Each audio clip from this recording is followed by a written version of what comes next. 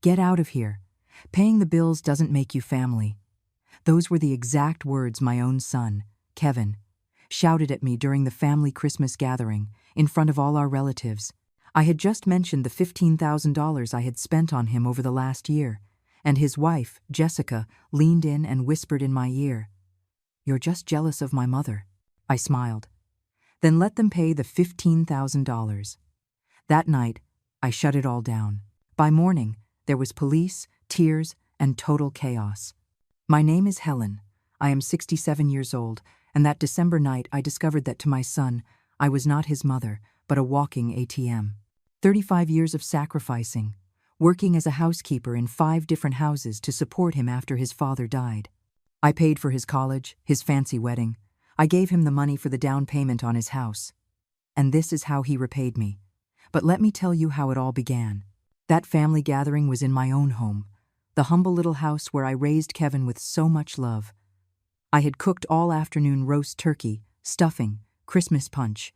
The table was set with my best dishes, the ones I saved for special occasions. I had invited my sisters, my nephews and nieces. I wanted it to be a perfect Christmas. Kevin arrived late, as always, with his wife Jessica. She is a 32-year-old woman who works as a secretary but always dresses as if she were a millionaire. That night, she was wearing a very elegant green dress and jewelry I knew she couldn't afford on her salary. She walked into my house without greeting me, checking her phone as if she owned the place. Kevin served himself a plate without asking how I was, if I needed help with anything. Nothing. He sat down and started eating in silence. I tried to make conversation, asking him about his work, about his plans for New Year's. Short answers, monosyllables, as if talking to me was a bother. It was then that I mentioned I had been working extra hours cleaning houses to save money for their Christmas gifts. I wanted to buy them something special, to show them how much I loved them. Jessica looked up from her phone and gave me a look of contempt I will never forget. "Helen, you're not young anymore. You should be thinking about retiring instead of bothering Kevin with your money problems." Bothering. That word stabbed me like a dagger in the chest. I explained that it wasn't a bother, that he was my son, and I had always worked to support him. Then Kevin spoke, and his words broke my soul into pieces. "Mom, Jessica is right. You're always talking about money, about what you spend on us. You seem obsessed with reminding us how much it costs to keep you around." "Oh, keep me around?" I was the one keeping them. I had spent $15,000 just that year. Payments for his car, credit cards, the mortgage on his house. My sister, Susan, who was sitting next to me, was dumbfounded. My nephews and nieces stopped eating, feeling the tension that filled the air. But the worst was yet to come. Jessica leaned towards me, and with a venomous smile, she whispered loud enough for everyone to hear. "You know what I think, Helen? I think you're jealous of my mother, Patricia. She has real money. She can give us things without reminding us every 5 minutes. You only give to manipulate." The silence was sepulchral. My sisters looked at me with pity. My nephews and nieces didn't know where to look. Kevin said nothing. He didn't defend me. He just sat there, letting his wife humiliate me in my own house, in front of my own family. I felt like the world was collapsing on me. 35 years of sacrifices, of washing my hands until they bled from scrubbing other people's floors, of eating beans so he could eat meat, of wearing the same clothes for years to buy him whatever he needed. All of that reduced to manipulation, to emotional blackmail. But it didn't end there. Kevin finally opened his mouth, and what he said was the final blow. "Mom, maybe Jessica is right. Maybe you need to understand that paying the bills doesn't automatically make you family. Family is earned with respect, not with money." "Get out of here," I said then, with a calm that surprised even myself. "Get out of my house right now." Kevin got up from the table with an arrogance I had not taught him. Jessica followed him, but before she left, she turned to me with a smile that chilled me to the bone. "Thanks for clearing things up, Helen. Now we know exactly what place you hold in our lives." The door slammed shut with a bang that echoed through the entire house. My sisters remained silent. My nephews and nieces stared at their plates. Susan was the first to speak. "Helen, you can't let them treat you like this. That boy has forgotten everything you did for him." But I wasn't listening anymore. In my mind, Kevin's words repeated over and over again. Paying the bills doesn't make you family. After everything I had sacrificed, after giving up my own life to build his, I was not family to him. I was just a nuisance, an inconvenience who inconveniently reminded him how much it cost to support him. My sister Susan came over and hugged me. I could feel her indignation, her rage at what she had just witnessed. That boy has no shame, Helen. After everything you did for him, you worked like a slave to give him an education so he could have a better life than ours. The tears started to flow, but they weren't just tears of sadness. It was pure humiliation. They had been able to humiliate me in front of my entire family, to reduce 35 years of sacrifice to mere manipulation. Susan kept talking, but her words reached me like distant echoes. Do you remember when Kevin was little and got pneumonia? You worked 3 jobs to pay for the private hospital, and when he wanted to study engineering, you sold even your wedding earrings to pay for his college. Every word from my sister was like a knife twisting deeper, because she was right. I had sold everything of value I owned to invest in Kevin's future. I had given up on rebuilding my romantic life, because no man wanted to take on a woman whose every priority was her son. I had lived in the same humble little house for 30 years, because every extra penny went to Kevin. That night, after everyone had left, I sat in my empty kitchen and cried like I hadn't cried since my husband died. But amidst the tears, something else was growing inside me. A cold, calculated rage that I had never felt before. Because Kevin and Jessica didn't know something very important, something I had kept secret for the last 6 months. Mrs. Grace, one of the employers for whom I worked for 30 years, had passed away in June. In her will, she left me $850,000. $850,000 that no one knew I had. Not Kevin, not Jessica, not even my sisters. Mrs. Grace had no children, and in her final years, I was more than her housekeeper. I was her companion, her confidant, almost a daughter to her. When the lawyer, Samuel, read me the will, I couldn't believe what I was hearing. Mrs. Grace had left a letter explaining her decision. Helen was the only person who took care of me with genuine love, expecting nothing in return. She deserves to live her final years with dignity and without financial worries. For 6 months, I kept that secret, not knowing what to do with so much money. I thought about telling Kevin, about helping him pay off his house completely, about securing his future, but something always stopped me, an inner voice that told me to wait, to observe, to not be hasty. Now I understand why. The next day, I woke up with a mental clarity I hadn't had in years. I dressed in my best clothes, that gray skirt I saved for special occasions, and left the house. My first stop was the bank where I had the inheritance papers stored. I needed to organize my finances and plan my next moves very carefully. The bank manager, Mr. Gregory, greeted me with a smile. He had handled the entire inheritance transaction and knew my situation perfectly. Mrs. Helen, how can I help you today? I want to cancel all the automatic transfers I have scheduled for my son, Kevin, I said in a firm voice. All of them. The payment for his house, his car, his credit cards, everything. Mr. Gregory looked surprised. For years he had processed those transfers. He knew I was left with practically no money each month to cover Kevin's expenses. He had seen me come in at the end of every month with crumpled bills, the product of my work as a housekeeper, to make sure my son's payments were covered. Are you sure, Mrs. Helen? These are significant payments. The mortgage payment, the car loan, 3 different credit cards. We're talking about almost $3,000 a month. Completely sure. And I want the cancellation to be effective immediately. I signed all the necessary papers, Mr. Gregory explained that Kevin would receive notifications from all the banks and companies informing him that the payments had been suspended, that he would have about a week before they started charging him late fees. 1 week. Kevin would have 1 week to realize his personal ATM had stopped working. My next stop was a boutique downtown, an elegant place I had never entered because everything seemed too expensive. But that day was different. I had $850,000 in the bank and 35 years of sacrifices to make up for. The saleswoman, a young, elegant woman, looked me up and down when I walked in. She probably thought I had mistaken the store, that a 67-year-old housekeeper had no business there. "How can I help you?" she asked with a forced smile. "I want a dress," I said. "Something elegant. Black, because I'm going to a funeral." I wasn't lying. I was going to the funeral of submissive Helen, of the Helen who swallowed insults, of the Helen who believed love was demonstrated by letting herself be humiliated. That Helen had died last night in my kitchen. The dress I chose cost more than my monthly salary as a housekeeper. Black, elegant, with a cut that made me look like what I now was, a woman with power. I also bought myself high-heeled shoes, a genuine leather handbag, and pearl earrings. I left that boutique feeling like a completely new person. That afternoon, as I was walking downtown with my purchases, my phone rang. It was Kevin. For the first time in years, he was calling me.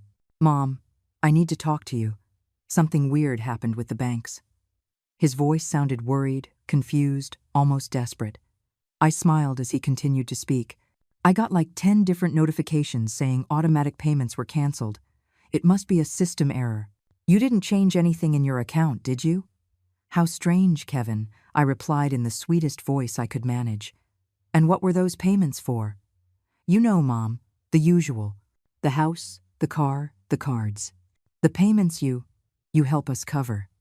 Now he was saying, "help us." It was no longer manipulation, no longer an obsession with money. Now it was help. How quickly words change when you need something.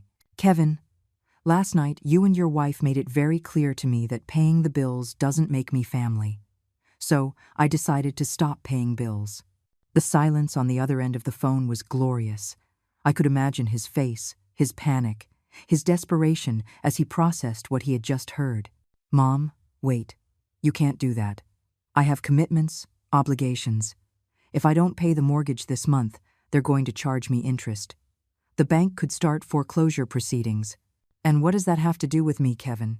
You yourself said that paying bills doesn't make me family, so I'm not responsible for the bills of someone who is not my family." "But Mom, I didn't mean..." "You didn't mean what? That I'm an ATM? That I'm obsessed with money?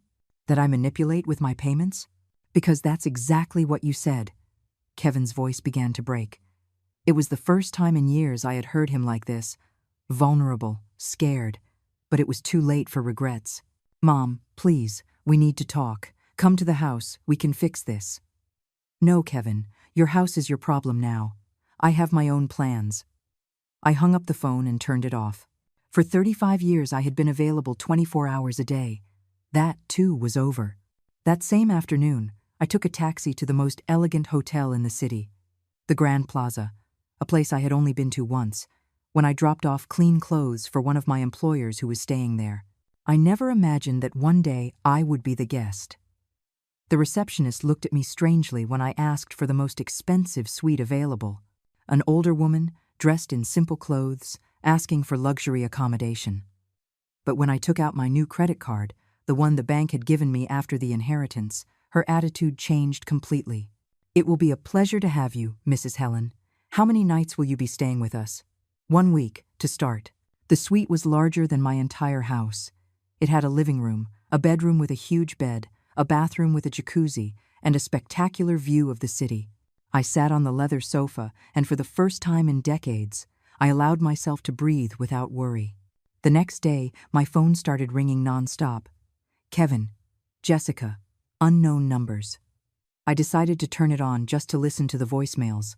The first one was from Kevin, and his desperation was evident. "Mom, please answer. Jessica is very worried. She says maybe we were too hard on you. We can talk, find a solution." The second message was from Jessica, and her tone had completely changed. She was no longer the arrogant woman from 2 days ago. "Helen, it's Jessica. I think there was a misunderstanding. Kevin told me about the problems with the banks. We can sit down and talk like family." Like family. Now that they needed money, I was family again. The third message surprised me. It was from Patricia, Jessica's mother, the rich woman I was supposedly jealous of. "Mrs. Helen, this is Patricia. My daughter told me what happened. I would like to speak with you. I think we can find a solution that benefits everyone. Benefits everyone." How interesting. When they humiliated me, no one thought about benefiting me. But the fourth message was the one that amused me the most. It was Kevin again, but this time crying. "Mom, I don't know what to do. Jessica is furious. She says it's my fault. Her mom is pressuring her to leave me if I don't fix this. They're going to take away the house, the car, everything. Please, Mom. I know I don't deserve it, but you're my mother. You can't abandon me like this." Now I was his mother. When everything was falling apart, when he desperately needed help, then he remembered I was his mother. That afternoon, I decided to treat myself to a luxury I had never had before.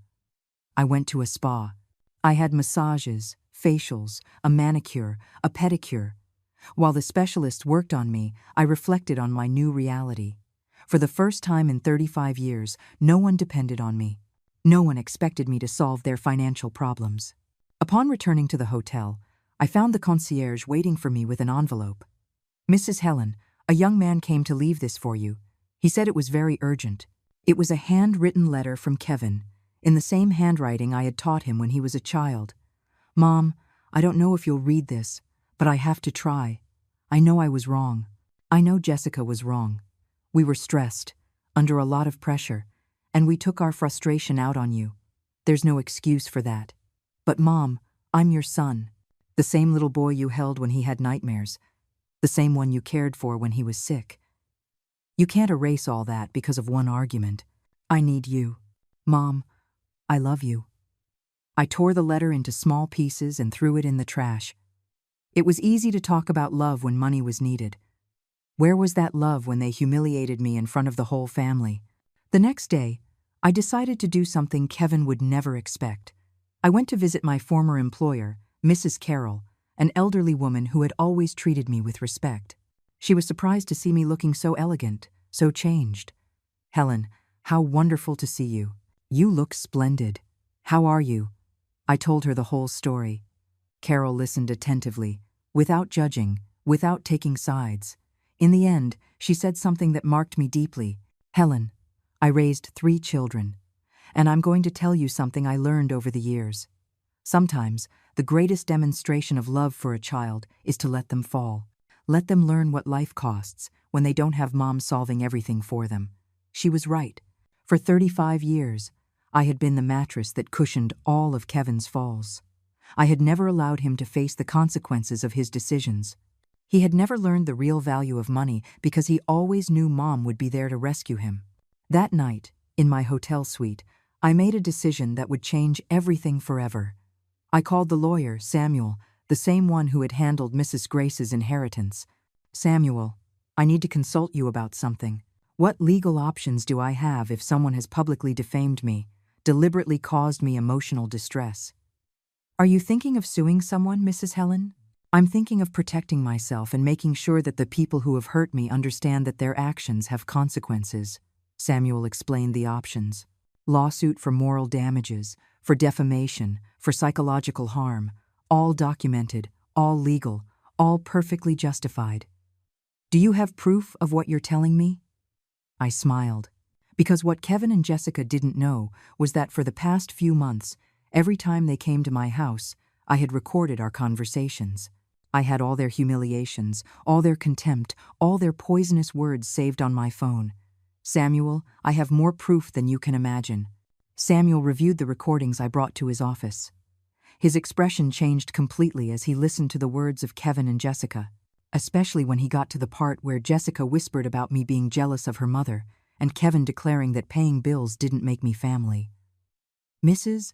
Helen, this is more than enough for a lawsuit for moral damages. The humiliations were public, deliberate, and clearly caused emotional harm. Furthermore, we have the aggravating factor that you are a senior citizen, which increases the severity of the case." "Perfect. I want you to prepare everything, but first, I'm going to give them one last chance to apologize publicly." "One last chance?" "Yes. I want to see how far they are willing to go. I want them to retract everything, to apologize to me in front of the same family that witnessed the humiliation. If they don't, we will proceed with the lawsuit." Samuel smiled. He was an older man, experienced in family cases, and he understood my strategy perfectly. I think that's an excellent idea. In the meantime, I'll prepare all the legal documentation. I left the lawyer's office feeling powerful for the first time in decades. I had taken control of my life. I had stopped being a victim to become the protagonist of my own story. That afternoon, I decided to call Kevin. He answered on the first ring, as if he had been desperately waiting for my call. "Mom, finally. I was so worried. Where are you?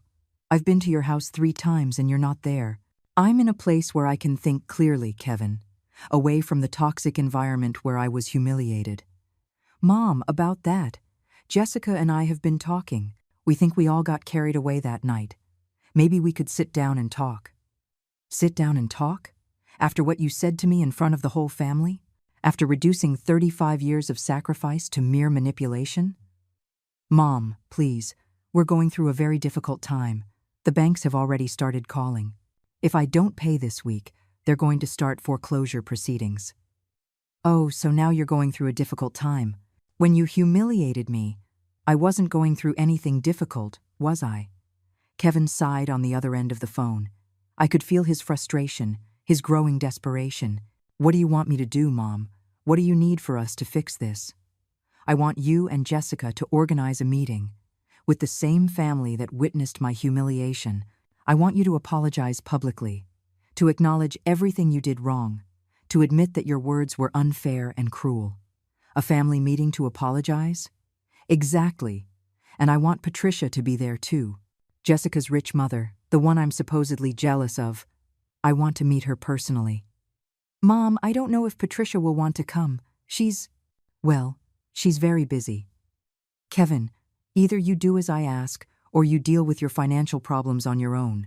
You decided that paying bills doesn't make me family. Perfect. Then I have no family obligation to help you." Okay.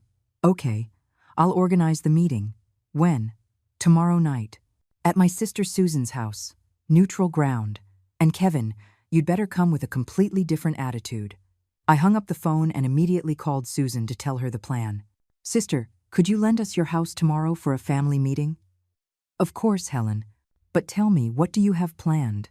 "Justice, Susan. Simple justice." The next day, I prepared as if it were the most important battle of my life. I wore the elegant black dress I had bought, the high heels, the pearl earrings. I had my makeup and hair done at the hotel's beauty salon. When I looked in the mirror, I didn't recognize the woman looking back at me. She was elegant, powerful, self-assured. I arrived at Susan's house exactly at the agreed-upon time.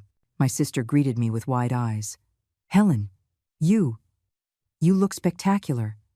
What have you done to yourself?" "I found myself, sister. After 67 years, I finally found myself." Kevin arrived 15 minutes late, as usual. Jessica was with him, but her attitude was completely different. No arrogance, no superiority. She seemed nervous, almost scared. And behind them came a woman I assumed was Patricia.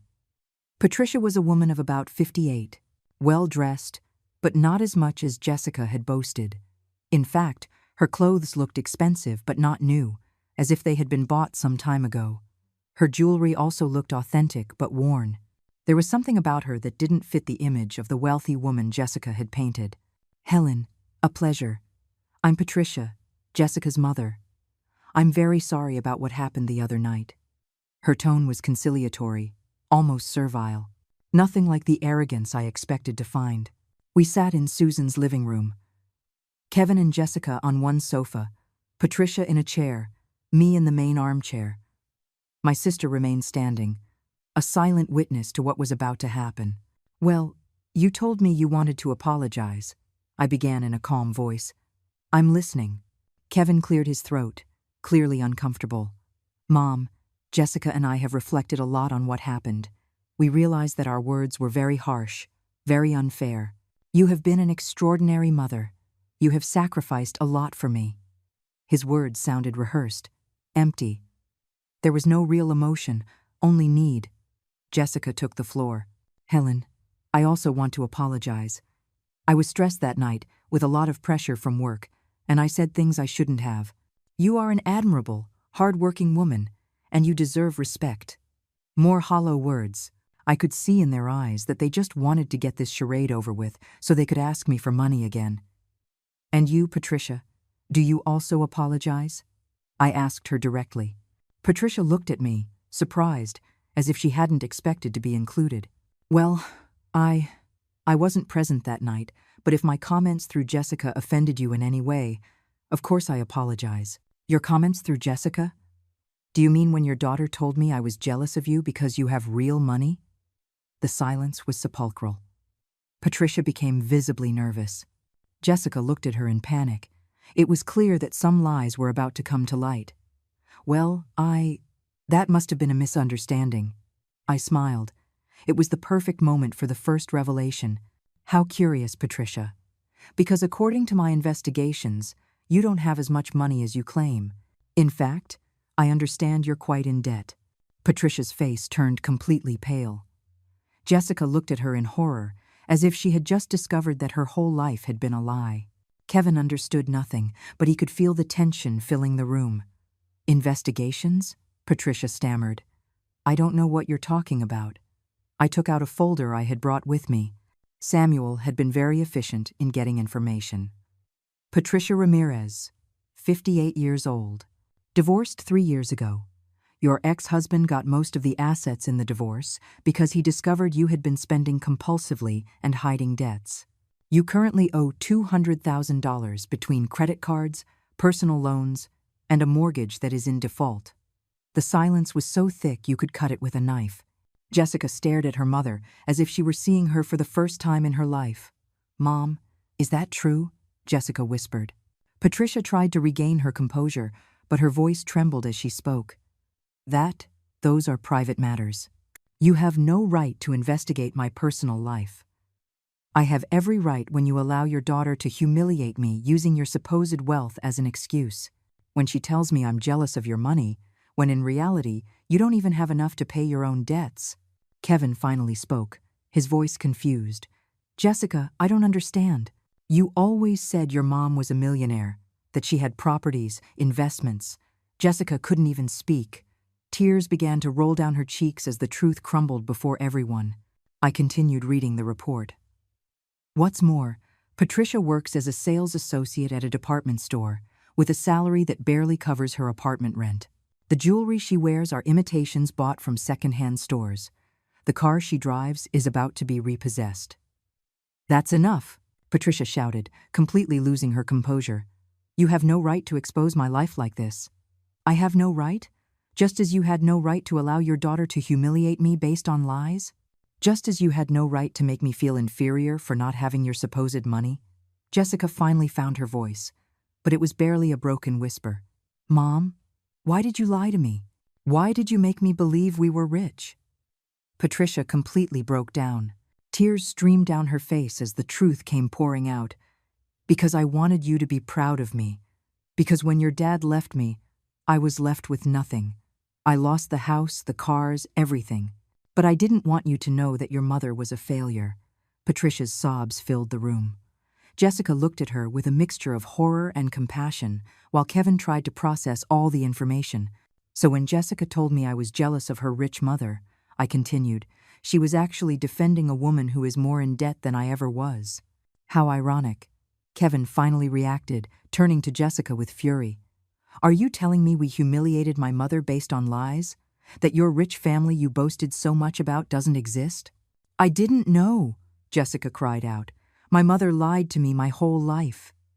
"But that doesn't justify what you did to me," I interrupted. "Whether you lied about your financial situation or not, the contempt was real, the humiliation was real, the pain you caused me was real." I got up from the armchair and walked over to Kevin. "Do you know what the saddest part of all this is, son? That while you believed you were superior to me, while you treated me like a nuisance, I had $850,000 in the bank. The 3 people in front of me were petrified." Kevin opened his mouth, but no sound came out. Jessica stopped crying from the shock. Patricia slowly raised her head. "What did you say?" Kevin murmured. $850,000. An inheritance I received 6 months ago from Mrs. Grace, for whom I worked for 30 years. Money I plan to use to secure your future, Kevin." Money I was going to invest in a bigger house for the whole family. I took out my bank statement and showed it to him. His eyes widened as he saw the figure. "Impossible," Jessica whispered. "Very possible. It turns out the housekeeper you both despised is richer than your entire family combined. The woman who was supposedly jealous of Patricia's feigned poverty could actually buy and sell everything you own 10 times over." Kevin stood up abruptly. "Mom, why didn't you tell us? Why did you keep it a secret?" "Because I wanted to see who you really were.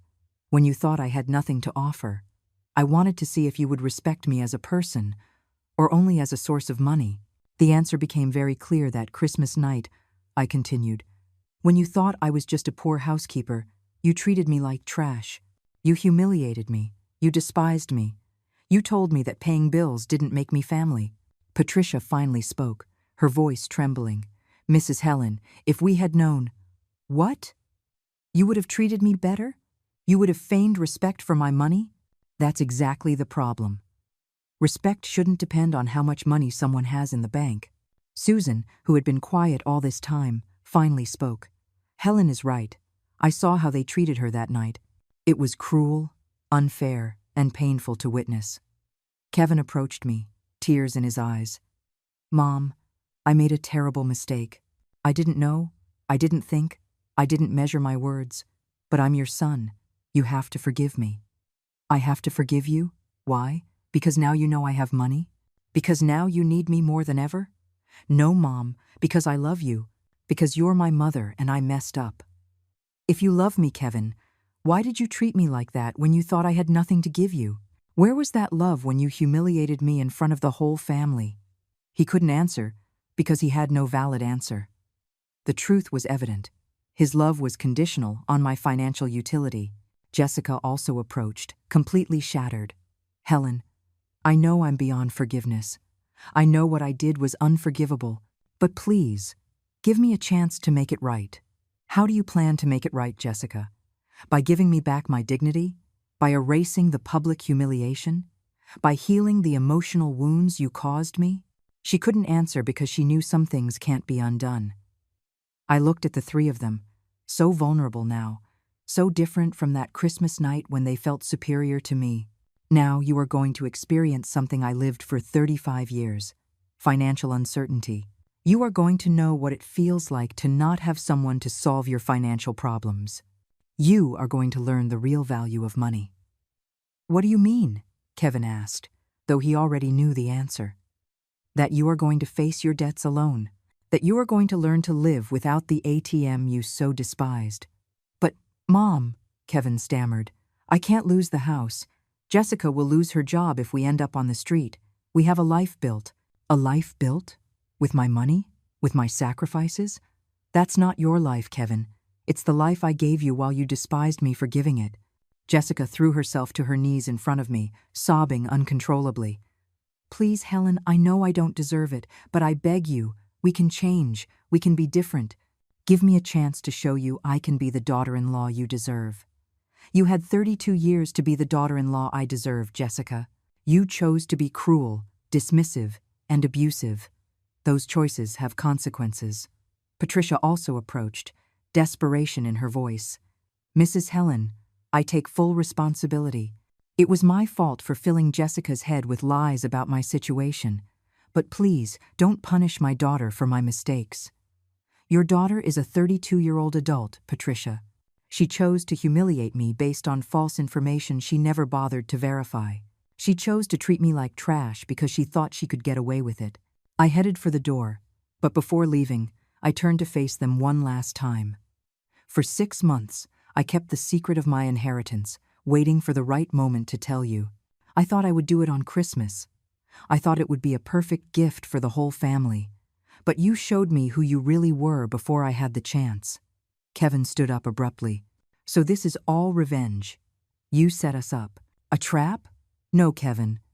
A trap would have been pretending to be poor to test you. I simply didn't mention my good fortune. You chose to treat me badly without any provocation on my part." "But we're family," he shouted in desperation. "Family? You yourself said that paying bills doesn't make me family. Let's apply that logic. Humiliating, despising, and mistreating doesn't make you family either. I left Susan's house feeling liberated, but also emotionally exhausted. The taxi was waiting for me outside to take me back to the hotel. During the ride, I reflected on what had just happened. I had exposed all the lies. I had revealed my true situation, but I knew this was just the beginning. When I got to the hotel, I found multiple messages on my phone. Kevin had called 20 times in the last 30 minutes. Jessica had sent desperate text messages. Even Patricia had somehow gotten my number and had left pleading voicemails. I decided to listen to just one of Kevin's messages. "Mom, please don't do this. I know we messed up. I know we were cruel to you, but we're your family. We're all you have in this world. Without us, you'll be alone forever. Is that what you want? To be alone with your money?" His words infuriated me more than all the insults from Christmas night. Now it turned out that I needed them, that without them, I would be alone forever. The same emotional manipulation, but now with added desperation. I immediately called Samuel. "Attorney, proceed with the lawsuit. I want you to file all the documents tonight." "Are you sure, Mrs. Helen? Once we initiate the legal process, there's no going back." "Completely sure. I want you to sue for moral damages, defamation, and psychological harm. I have the recordings. I have witnesses. I have everything you need." "Perfect. I will file the lawsuit tomorrow morning. What amount do you consider appropriate?" $100,000. And I want it to be public. I want the whole city to know what they did to me. The next day, the lawsuit was the talk of the entire neighborhood. The lawyer had contacted a local journalist, and the story of the millionaire housekeeper suing her ungrateful son spread like wildfire. My phone wouldn't stop ringing. Unknown numbers, reporters wanting interviews, curious neighbors. But the calls that hurt the most were from Kevin, increasingly desperate, increasingly pleading. I decided to answer one of his calls, the 10th of the day. "Mom, please stop this. The lawsuit was in the newspaper. Everyone is talking about us. Jessica lost her job. They fired her because of the scandal. The neighbors pointed us on the street. And how do you think I felt when you humiliated me in front of the whole family? How do you think I felt when you treated me like trash?" "But Mom, this is too much.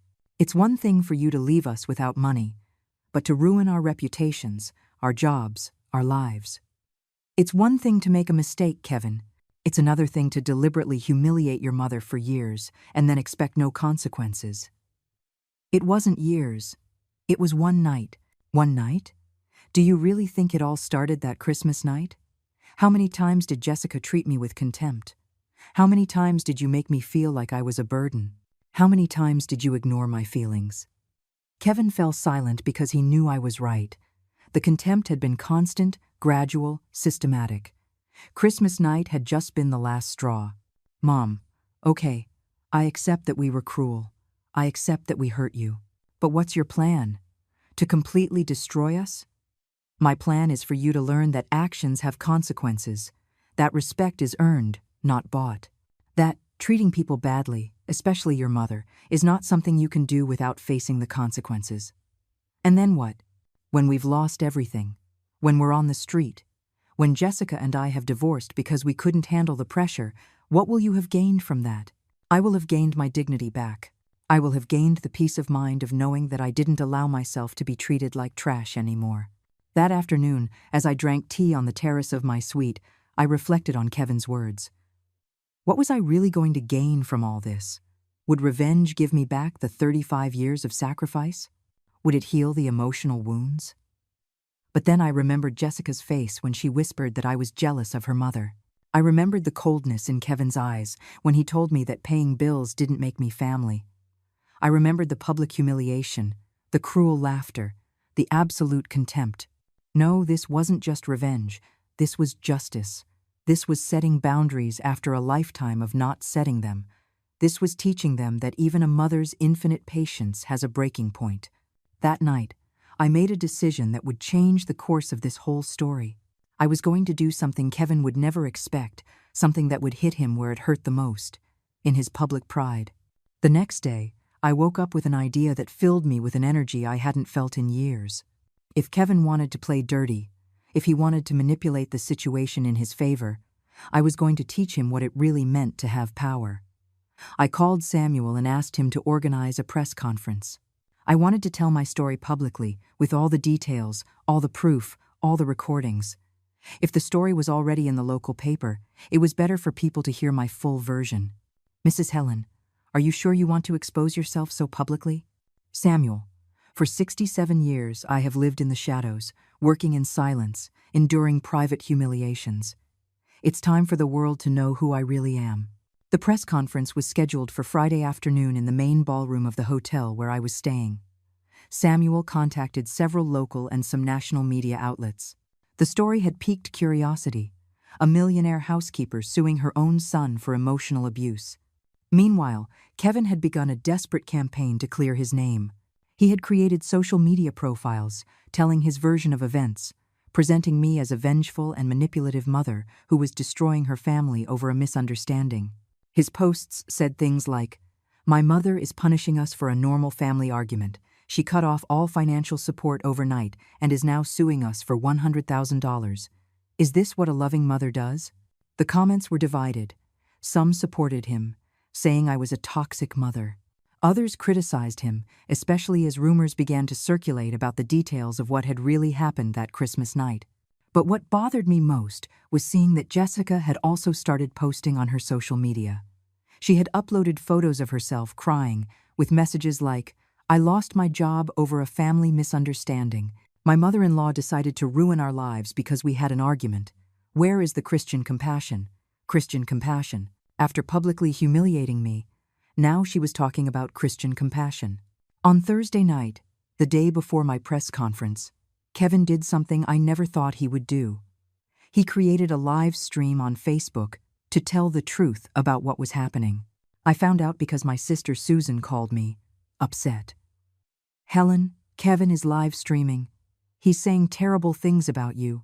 He says you went crazy with the money, that you were always manipulative, that you're taking revenge because he got married." I turned on my computer and went to his stream. There were over 500 people watching. Kevin was in his living room, with Jessica by his side crying, playing the role of the perfect victims. "My mother received an inheritance 6 months ago and didn't tell us anything," Kevin was saying. "Then, when we had a small family argument at Christmas, she decided to punish us by cutting off all the financial support she was giving us. Now we've lost the house, Jessica lost her job, and she's suing us for $100,000. The live comments were a mix of support and criticism. Some said, "Your mother supported you for years. You should be grateful." Others commented, "A mother shouldn't abandon her children like that." But what enraged me most was when Kevin started crying on camera. "I just want my mother back. I know we made mistakes, but she was all we had. Now she's living in a luxury hotel while we're left with nothing. Is that fair?" Jessica took the floor, theatrically wiping her tears. Helen was always controlling with money. She always reminded us how much she spent on us. That Christmas night, when we told her that it bothered us, she exploded. She kicked us out of her house, and the next day she canceled all our payments. "Liar," I screamed at the screen. They were completely twisting what had happened. I saw that the comments were starting to change tone. More people were beginning to support them, to see them as victims of a cruel and vengeful mother. Kevin was very smart at manipulating people's emotions.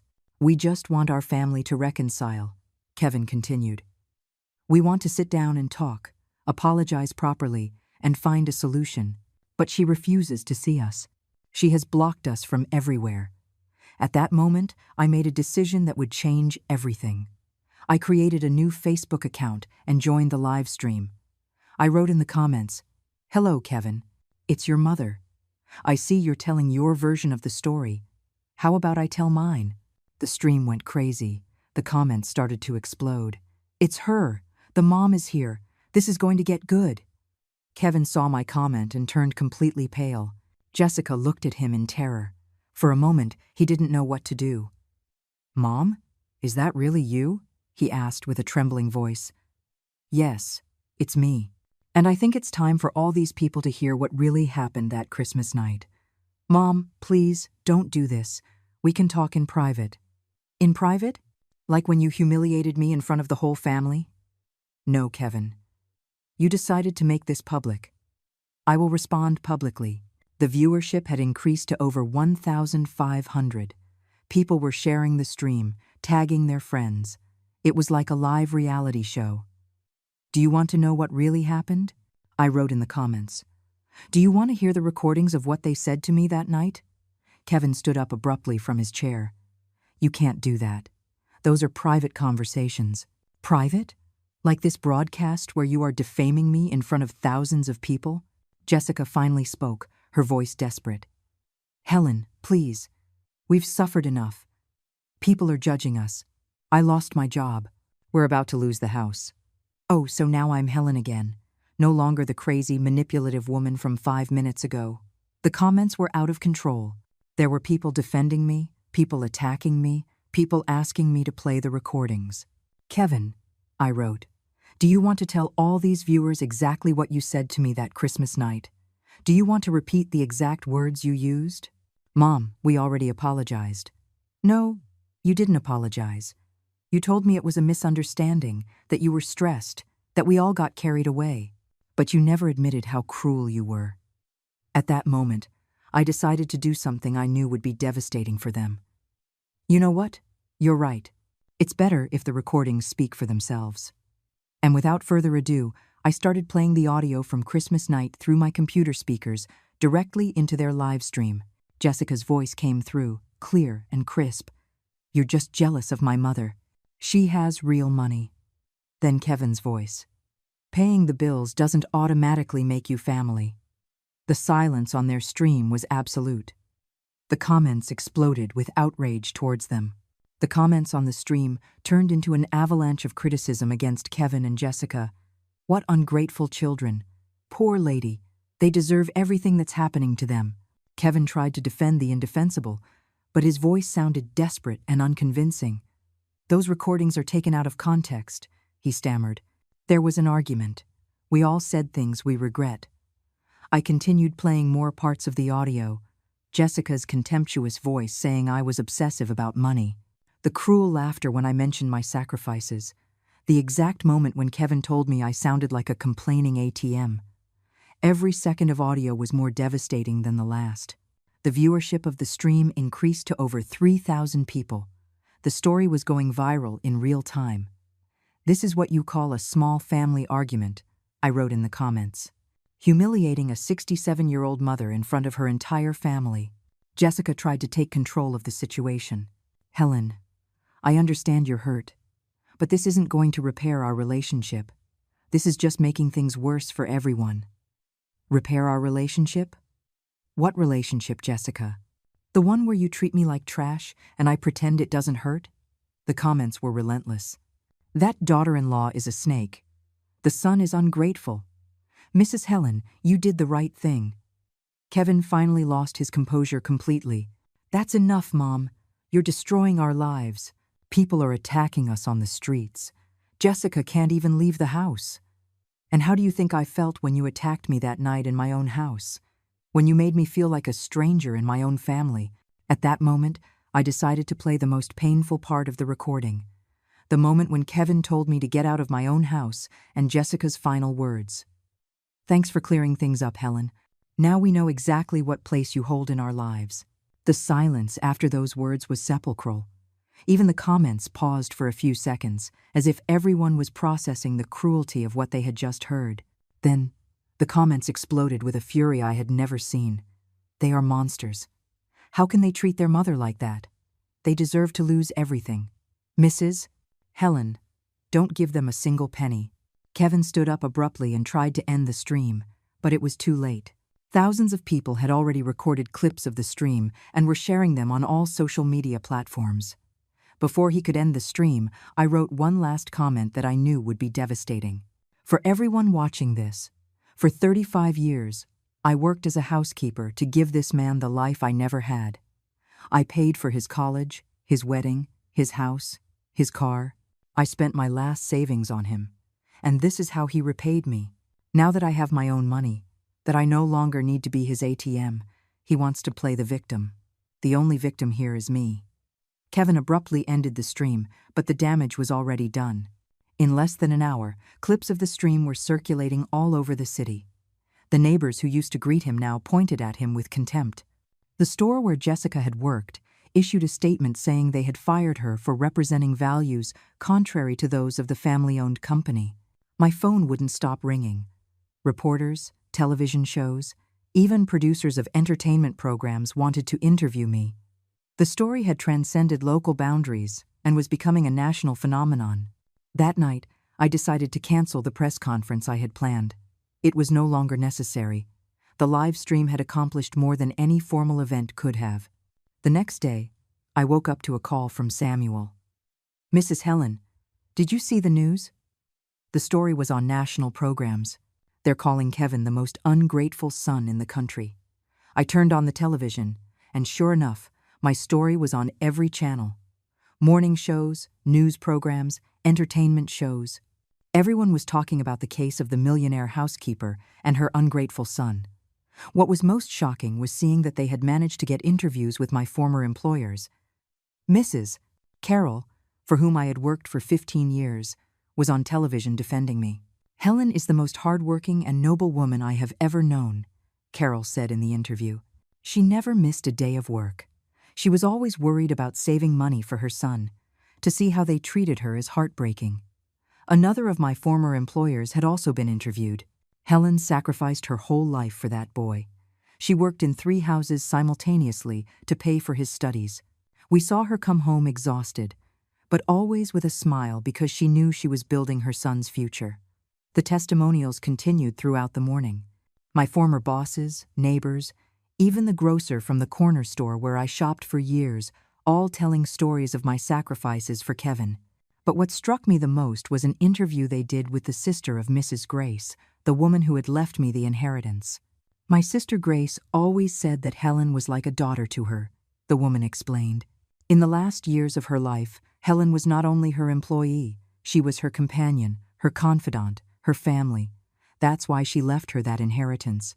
Because she knew that Helen had cared for her with genuine love, not for personal gain." As I was watching the news, my phone rang. It was a number I didn't recognize. "Mrs. Helen? This is Maria Sanchez from the show Justice for All. We would like to invite you to our program to tell your full story." Over the next few days, the invitations kept pouring in. Radio shows, television programs, even a publishing house that wanted me to write a book about my experience. Meanwhile, Kevin and Jessica's lives were falling apart publicly. Social media had turned them into social pariahs. Jessica couldn't find a job anywhere because her name was associated with the scandal. Kevin had lost several clients at his engineering job because companies didn't want to be associated with someone who had mistreated his elderly mother. The bank finally foreclosed on their house. They were seen leaving with their belongings in boxes, while neighbors recorded them and uploaded the videos to social media. The comments were ruthless. "They deserve it. Divine karma.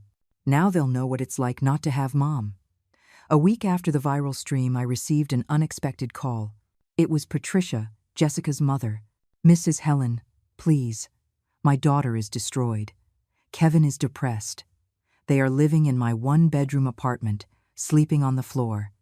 Don't you think they've suffered enough?" Enough? After 1 week?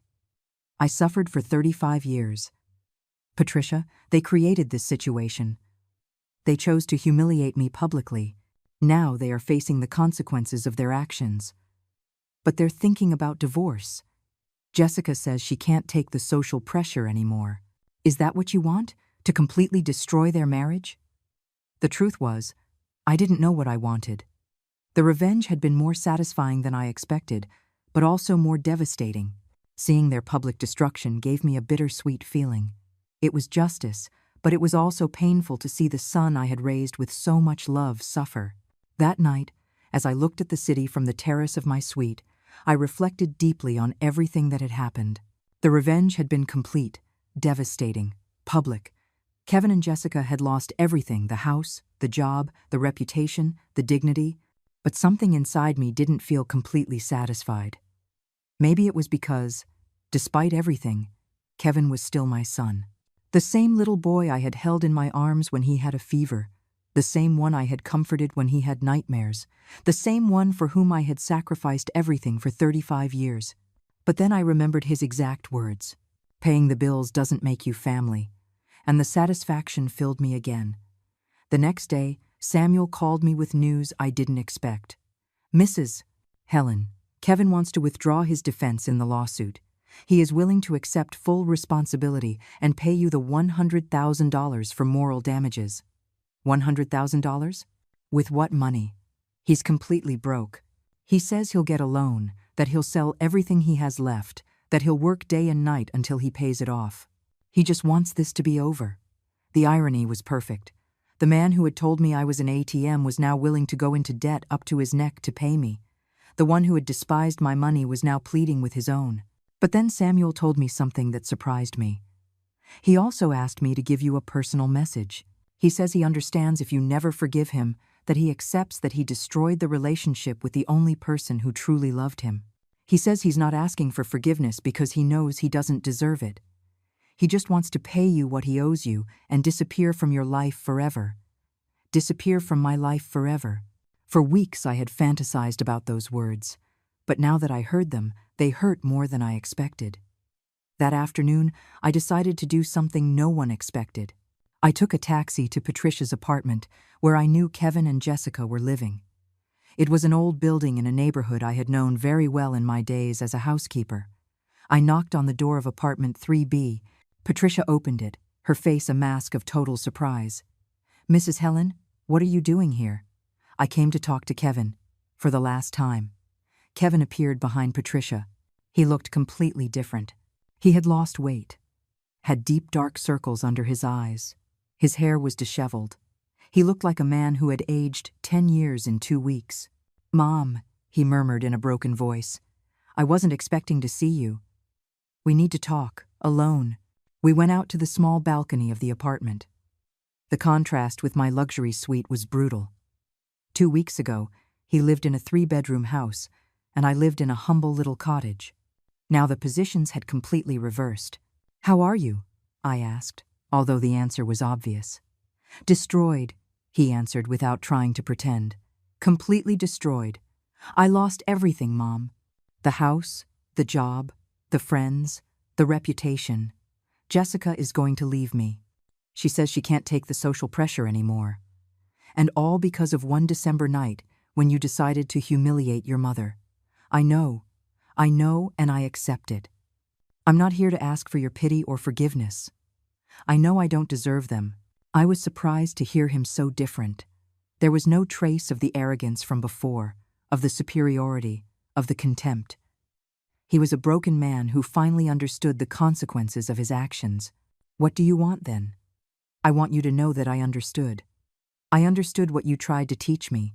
I understood what it feels like to be alone, without money, without support, without family. I understood what you lived through all these years while I took you for granted." His words sounded genuine, but it was too late for lessons learned. "I also want to ask you something," he continued. "When I pay the $100,000 from the lawsuit, I want us to consider ourselves completely at peace.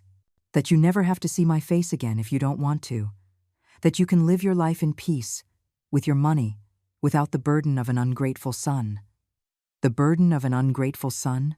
Is that what he thought he was to me? Kevin, you were never a burden. You were my life's project, my reason for being, my greatest pride. That's why it hurt so much that you treated me the way you did. Tears began to roll down his cheeks. "Mom, I ruined everything. I ruined the relationship with the only person who loved me unconditionally. And the worst part is, I can't blame anyone else. I can't say it was Jessica's fault, or stress, or circumstances. It was me. It was me who chose to treat you badly." For the first time in 2 weeks, I felt a hint of compassion for him, but it wasn't enough to erase 35 years of sacrifice reduced to manipulation. "Do you know what's saddest of all, Kevin? That it took you losing everything to realize what you had." "I know, Mom. And that's why I'm not going to ask you to forgive me. I'm just going to ask you to be happy. To use your money to live the life you deserve. To travel. To spoil yourself. To do everything you couldn't do because you were taking care of me." His words moved me more than I expected. It was the first time in his adult life that he thought about my well-being without mixing it with his own needs. "And what are you going to do?" "I'm going to get a job wherever I can, doing whatever I can. I'm going to pay the lawsuit even if it takes me years. And I'm going to learn to live with the consequences of my actions." At that moment, I made a decision that surprised even myself. "Kevin, I'm not going to accept the money from the lawsuit." He looked at me, confused. "But Mom, I don't need it. I have more money than I can spend in what's left of my life. And I don't want the rest of your existence to be marked by a debt to me." "Then what do you want?" "I want you to learn to be a real man, to build your life with your own hands, without depending on anyone, to value what you have while you have it, and to never, ever treat someone who loves you badly again. Does that mean you forgive me?" I looked him straight in the eyes before answering. "That means I'm releasing you from the financial debt. The emotional debt is something you will have to live with for the rest of your life." I stood up to leave, but before stepping off the balcony, I turned to him one last time. "Kevin, for 35 years I was your mother. From today, you are free to be your own man. Use it wisely." I left the apartment without looking back. In the taxi back to the hotel, I reflected on what I had just done. I hadn't truly forgiven, but I had released. I had cut the chains that tied me to a toxic relationship, but I had also cut the ones that made me his eternal savior. That night, I called Samuel to officially withdraw the lawsuit. The next day, I bought a small but elegant house in a quiet neighborhood, far from all the painful memories. It was time to start the life I had never allowed myself to have. 6 months later, as I drank coffee in the garden of my new house, I reflected on everything that had happened. Kevin had found a job as an engineer in another city. Jessica had left him, just as she had threatened. He was rebuilding his life from scratch, without anyone's help, finally learning the value of independence. I don't regret adopting him when he was a child. I only regret not understanding sooner that kindness should never be practiced at the cost of self-destruction. At 67, I finally learned that self-love is not selfishness, it is survival.